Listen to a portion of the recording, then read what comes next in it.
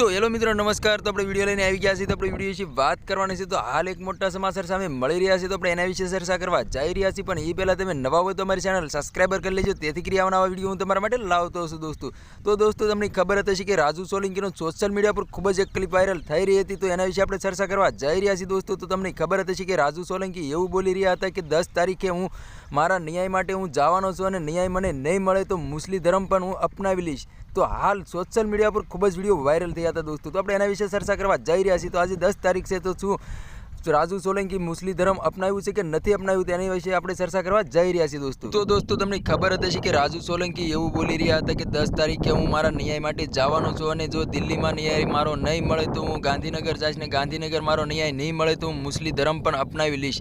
તો હાલ social media પર ખૂબ જ વિડીયો વાયરલ થયા હતા દોસ્તો। તો તમને ખબર હશે કે આજે 10 તારીખ છે તો શું રાજુ સોલંકી મુસ્લિમ ધર્મ અપનાવ્યું છે કે નથી અપનાવ્યું, કમેન્ટ કરીને જરૂર બતાવ્યું દોસ્તો। અને અમારી ચેનલમાં નવો હોય તો ચેનલ સબસ્ક્રાઇબર કરવાનું ભૂલશો નહીં, તેથી આવનારા વિડીયો હું તમારા માટે લાવતો છું। તો દોસ્તો તમે જાણો છો રાજુ સોલંકીને શું ન્યાય મળ્યો છે કે નથી મળ્યો, કમેન્ટ કરીને જરૂર બતાવ્યું દોસ્તો। તો તમને ખબર હશે કે ગણેશ ગોંડલ એમ કહેવાય છે કે દલિત સમાજને યુવાનને માર્યો હતો, ત્યાર પછી સોશિયલ મીડિયા પર ખૂબ જ વિરોધ વધી રહ્યો છે અને રાજુ સોલંકીનું એવું કહેવું છે કે મારો ન્યાય મને મળવો જોઈએ અને મારો ન્યાય નહીં મળે તો હું ગાંધીનગર જઈશ અથવા દિલ્હી જઈશ, નકર તો હું મુસ્લિમ ધર્મ પણ અપનાવી લઈશ। તો શું રાજુ સોલંકીનો એમ કહેવાય છે કે ન્યાય મળ્યો છે કે નથી મળ્યો, કમેન્ટ કરીને જરૂર બતાવ્યું દોસ્તો। તો આ તો આજનો વિડીયો ગમે લાઈક શેર જરૂર કે ફ્રી બીજા वीडियो मળી तब तक के लिए जय हिंद जय भारत। मળી एक बार बीजा वीडियो में तब तक के लिए बाय बाय।